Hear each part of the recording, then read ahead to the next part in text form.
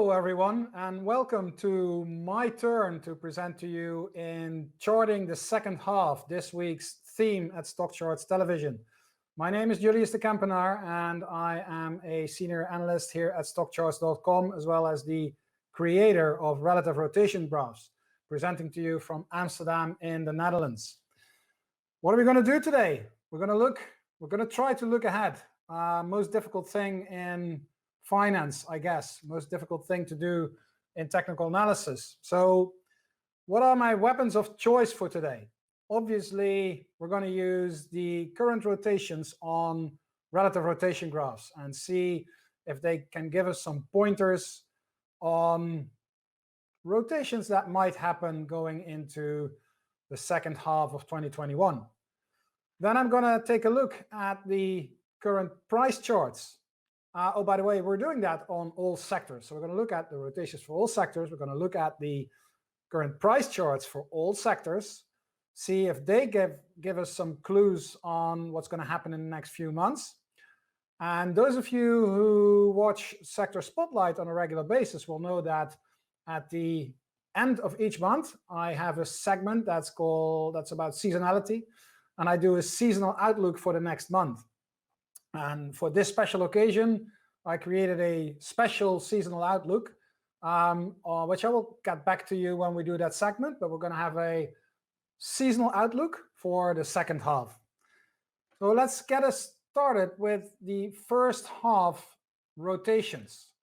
Now this is the RRG that shows you exactly 26 weeks. That started at the start of the year in January, and it ended at the end of June, first week of July. Few tails that stand out. This is obviously very hard to read, so I made it easy, and we're going to walk through all the individual sectors. This table shows you the percentage returns for all those sectors year to date. And real estate is topping the charts together with energy, and then we drop down to communication services, all the way down to utilities. What we can see is that all sectors are showing a positive return.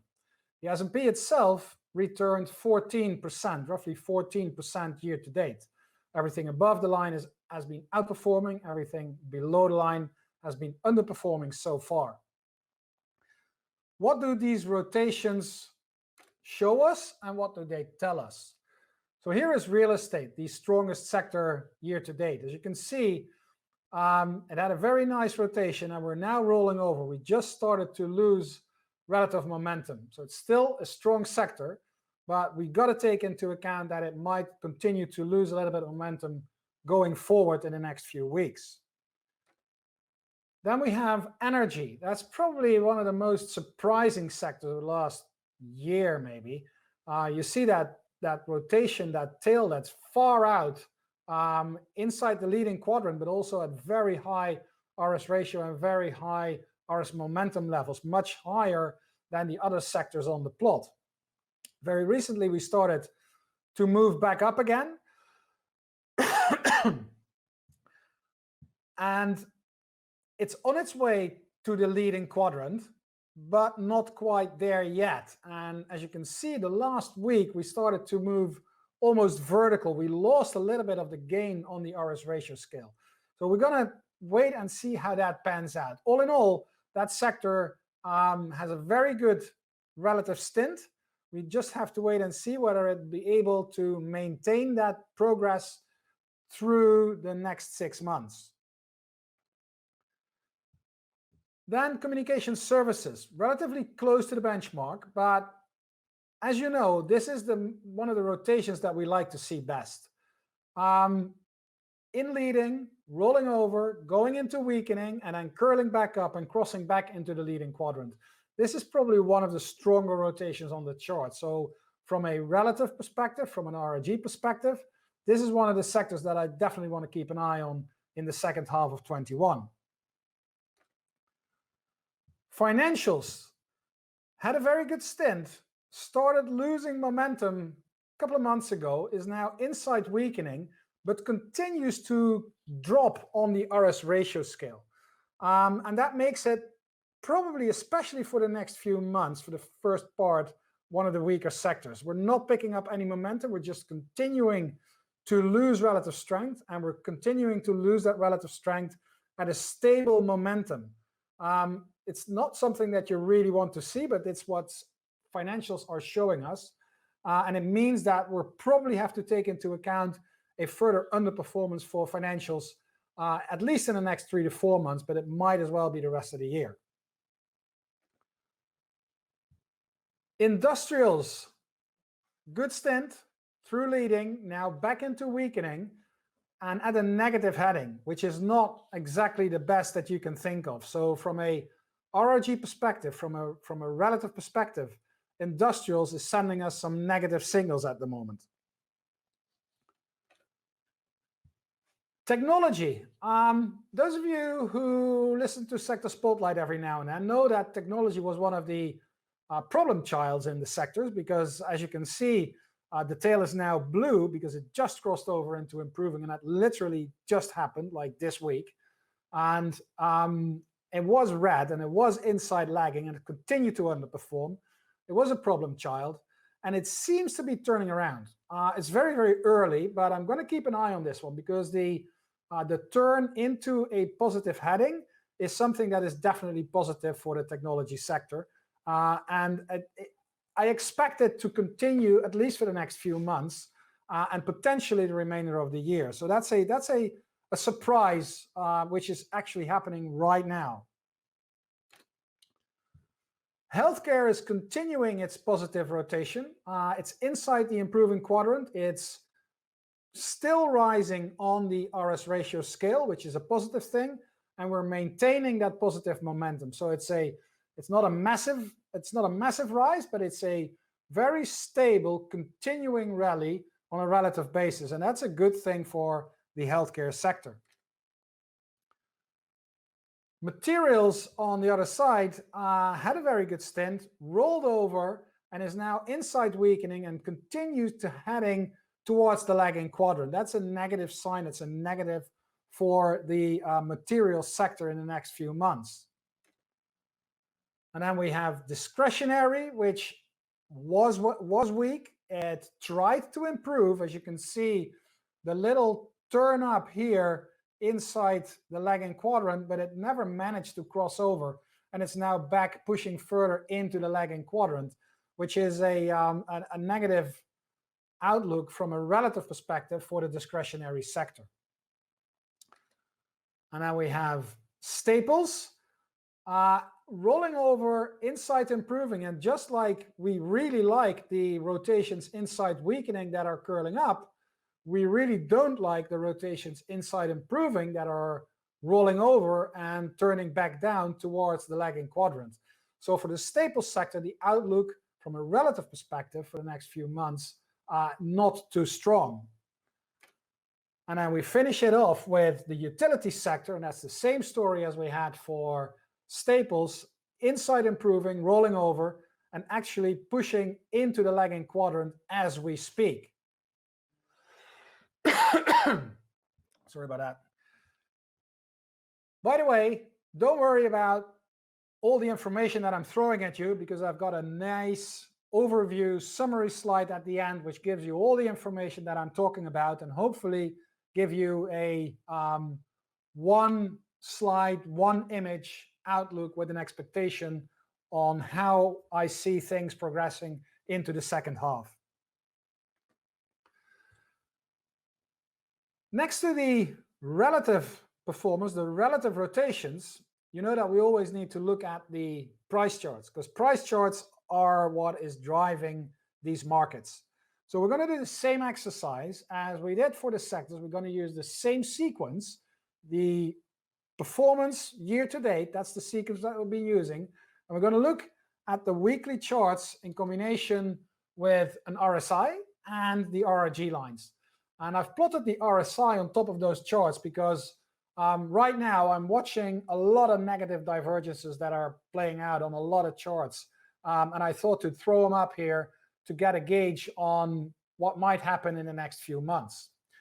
Now, we start with real estate. As you can see, we are still on that positive note, that uptrend here is still there, and it actually looks as if we're breaking out of this consolidation. So from a chart technical, just from a pure price perspective, I'm pretty bullish on the real estate sector. We're maintaining the uptrend. We are remaining above the breakout level. There is, at this moment, no negative divergence yet. I mean, this could turn into a negative divergence if we get a higher high here and it's not being confirmed by the RSI. But you can only judge on what you see. And right now, those two highs are just confirming the higher high in the price. The rotation, the turnaround in relative strength is still visible, but here is why it was rolling over on the RRG. So for the near term, it may lose some relative strength. The price chart, on the other hand, is still looking pretty cool. The energy sector, one of the strongest charts, one of the strongest performers year to date. But if you look at the chart here, this is what I mean with a strong negative divergence. The price was moving higher. It's not confirmed by the RSI. It's making a number of lower highs, while the price is making a number of higher highs. That's definitely a negative signal. And relative strength is not able to keep up for the time being. So going forward, especially also here, it looks as if we're sort of breaking that trend line, rolling over here. Makes me quite cautious with the energy sector for the time being. If we go to communication services, that chart here is absolutely fantastic. That is a very nice uptrend that is still going strong. However, some problems with the RSI, not confirming the most recent high, so that's a sort of negative element. And we have the RRGs that are sort of rolling over. It's pushing back into the leading quadrant, but we have some trouble with the relative strength pushing against resistance, which we need to overcome. The tail is still doing fine. The price is still doing fine. So the only negative aspect here is that RSI negative divergence. That could be overcome in the next few weeks. Financials, different story. Here you see a long period of overbought, small negative divergence over these last two highs, a break of the trend line here, and it looks as if we're putting in a first lower high, which would be a negative. And if you look at the relative strength, you can see why it is rotating towards the lagging quadrant on the RRG. So be careful with the financial sector going forward. Here we have industrials. RSI coming out of overbought, going down. Not necessarily a negative divergence, but it looks as if we're starting we have already started, lower highs and lower lows. That's a negative. Together with that RSI coming out of overbought, makes me cautious. From a relative perspective, you see that we're inside improving, but rolling over and heading towards the lagging quadrant. We're inside weakening, and we're dragging the RS ratio line down. Here is technology. This one was showing a lot of negative divergence. That's being negated at the moment. We're back into overbought, which is a bullish sign. We broke above the new highs, which is also bullish. So the only thing that's still negative is the relative strength. We're working our way back. We're not there yet. The RS momentum has just crossed above 100, which is positioning technology inside the improving quadrant. But we do need a lot more to pull the RS ratio back up. So if we can maintain this uptrend, if we can maintain this momentum in price, and the RS momentum will be able to drag the RS ratio higher, we may see the end of this very long trading range sideways move that's been going on in the technology sector for almost a year now. So this is August. So that's like 10 months of nothing in technology. Who knows, the second half of 21, we'll see a change in that. Now here is the healthcare sector. On the price chart, looking very, very nice. There is potentially negative divergence building up in the RSI. However, if we continue higher and RSI takes out the high here, then there is no negative divergence whatsoever, and we're confirming the uptrend that we're seeing in the price chart. Healthcare was an underperformer for a long time. Technically, it's still in a relative downtrend, but as you can see, we pushed above the 100 line in RS momentum back in March, and we're continuing further into the improving quadrant, pointing towards leading, and it looks as if it's just a matter of time before the momentum that we're building up, so the turnaround of this long downtrend, is turning this whole thing around and pushing healthcare into the leading quadrant. Probably one of the leading sectors going into the second half. Materials. Here is rolling over RSI, rolling over in price. If you look at some trend lines, they're probably broken. You can see this as a small double top consolidation with a downward break. Doesn't matter how you call it, it looks pretty toppish to me. And if you look at the relative strength, you can see that it's taken out the rising trend line here, and it's now rolling over. RS momentum has just pushed below 100, positioning the sector inside the weakening quadrant and pointing towards lagging. And this, especially this break here in relative strength, is kind of worrisome, because it usually means that we're going to see a further decline in RS ratio and a further decline in the rotation, making materials potentially one of the weaker sectors going into the second half from a price chart perspective, that is. Then we have consumer discretionary, like literally this week, yesterday and today, breaking out to new highs. RSI neutral, not sending any divergence signals, but you can see the problem, and that's coming from relative strength.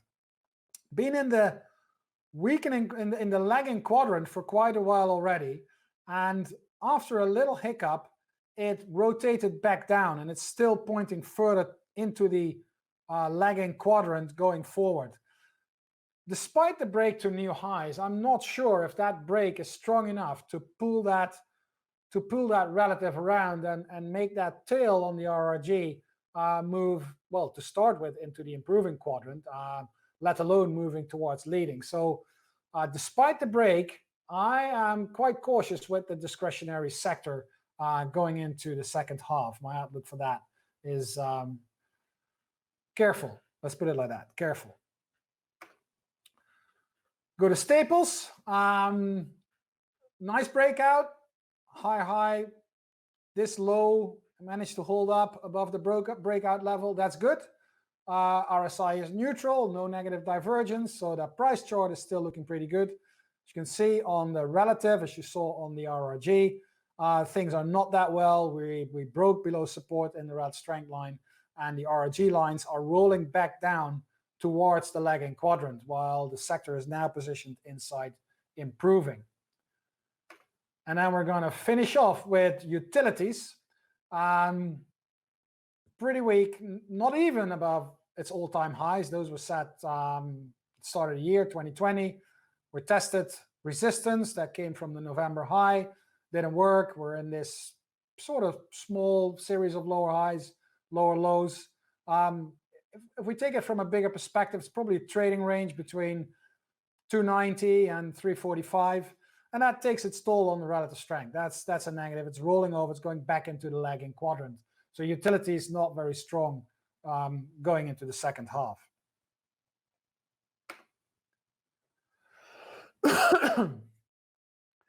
Now that brings me to the third segment of my view for the second half, and we're going to talk about seasonality. And we're going to take a different angle than what you're used from me in Sector Spotlight. So what I did here, this chart probably needs a little bit of explanation. The chart starts at the start of this year. The blue line is the actual price development of, in this case, the real estate sector. The gray line is the seasonal pattern on a daily basis for the entire year.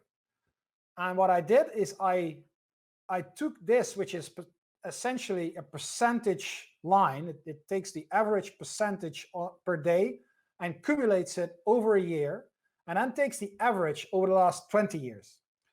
That's what that gray line is. So it's actually a very granular way of showing seasonality, much more detailed than the monthly seasonality that we're using in Sector Spotlight. So this is the seasonal pattern as you could expect it for the sector for the entire year, starting together with the price of that sector at the start of the year. Then we see the price, so we can compare the price development, the actual price development, with the expected seasonality. And you can see that real estate has massively outperformed the expected seasonal pattern. It was expected to go higher, that happened, but it did it much better.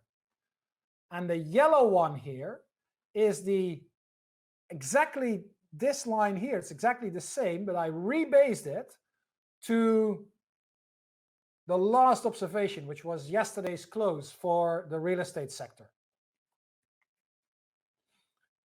So where the yellow line starts is exactly at the closing price of the real estate sector yesterday, and showing you the expected performance towards the end of the year. So for the real estate sector, that actually looks pretty good. Now let's move very, very quickly through the other sectors now that you know what the gray, the blue, and the yellow line means. So for energy, massive outperformance, but it's going pretty much nowhere with a little hiccup at the end of the year. If you go to communication services, it looks as though we're going slightly lower, but we're going to a strong end of the year. If you look at financials, pretty much going nowhere, and then at the end of the year, it's moving higher. But look at the gray line. If you look at the entire year, then you see that we would expect, or a normal seasonal expectation would be for the financial sector to move higher above the highs that were set earlier in the year. If you look at the seasonal now, it looks as if we're not going to take out the high that was set in financials. So that's a negative outlook towards the end of the year. Financials have probably already done much of what it was expected to do. Industrials, not much, lower and then higher towards the end of the year. Technology, good, strong, short-term good, then sideways, and a strong move going into the end of the year. Healthcare, continuing slowly higher and accelerating towards the end of the year. Materials, continuing lower and then maybe a little hiccup towards the end of the year. But here also, the entire seasonal pattern senses an expectation that we will end above the highs that were set earlier in the year. That doesn't seem possible anymore using what has already been there. So you can use this difference as a measure of overshoot, and you can apply some mean reversion. So we just went too far, too long, and we're now going back down, and that's in line with a further weakness, at least for the next few months. And then we have discretionary, which is sort of going sideways, but has a strong last part of the year. From October onwards, we can expect a new move in discretionary. For the time being, we're going to go slightly lower to sideways. And then we have staples, that's going to go sideways and then up. That's very nicely in line. We undershoot, we overshoot, we're now back in line. So this is why those yellow and gray lines are now very close together. And then we have utilities to finish off. And you can see that we overshot, we're now coming back, we're mean reverting. And this is what we can expect towards the end of the year. Probably some weakness because we're barely touching the old high, while the seasonality for the entire year says that we should easily surpass the highs earlier set in this year. Now we need to summarize everything, because I threw a lot of information and a lot of data and a lot of views at you. So what does that mean? This table holds my view, and I've forced myself to be very explicit. So a plus, a minus, or an equal. And I've tried to keep the equals as minimal as possible. Sometimes they're not as clear, but I just forced myself to give a plus or a minus because, you know, it's a 6-month view. So you got to be sort of outspoken. I mean, nobody knows what's going to happen. So it's a nice exercise to, you know, just give it a push and give it a try. Because if you don't try, you never know whether it was working or not. So wrapping it all up, the sectors that I expect to do well overall based on relative rotation, price, and seasonal expectation. Real estate, very good. Energy, not so good. Communication services, 4 pluses, everything good. Industrials, mostly negative. Technology and healthcare, 4 pluses. These are strong sectors together with real estate. Materials, overall a negative, 4 minuses. Oh, oops. Discretionary, 3 minuses, 3 pluses. Overall, I think it's going to be a plus towards the end of the year. Staples, I think it's going to be a plus towards the end of the year. Utilities is a negative. And now you want to know what that means for the S&P. And actually, so do I. So at the end of the show, we're going to look at the second half for the S&P 500. If I look at the price chart, and I've voiced my view for the next few weeks or months as being negative for the S&P 500. And that's still there. I do think that we're overstretched. I think this still qualifies as a negative divergence. There's a lot of reasons under the hood with breadth not so strong, which make me think that the S&P needs a breather. And that's in line with most of the seasonal charts that we saw. They're all sort of going sideways and then they go up. And I think that's what's going to happen with the S&P as well. I do think we need some sort of a breather. Whether that's going to be sideways or whether that's going to be predominantly downward, I don't really know. It doesn't really matter because you can have corrections that go sharply down and then all the way up, or you just digest what has been going on in a sideways fashion and then pick up the existing uptrend. Either way, I think for the S&P, and that's voiced in the chart with the seasonality, and you see it perfectly, we overshot, we need some sort of a sideways move, sideways, maybe even down. In my spreadsheet, I looked at that low here. That was about 100, 150 points lower than where we currently are, which is 43, 30 something. And then we're going to see a strong end towards the year. So, all in all, I think that the market, the S&P, will need some sort of a correction, either sideways or lower sideways, and we'll get a strong ending of the year, probably, likely pushing the S&P to new highs. And that was it, ladies and gentlemen. I hope you enjoyed the show. You know where to reach me. I hope you reach out if you've got any questions. And I hope to see you back at any new episode of Sector Spotlight, which airs every Tuesday from 10:30 to 11 a.m. here on StockCharts Television. Hey guys, Dave Keller here with StockCharts.com. Thanks so much for watching our video. If you enjoyed it, and we hope you did, hit the like button right below. Also, we have so much new content every day. Consider subscribing to the channel. Just hit the subscribe button in the video or right below. Thanks for watching. Stay safe. Have a fantastic day.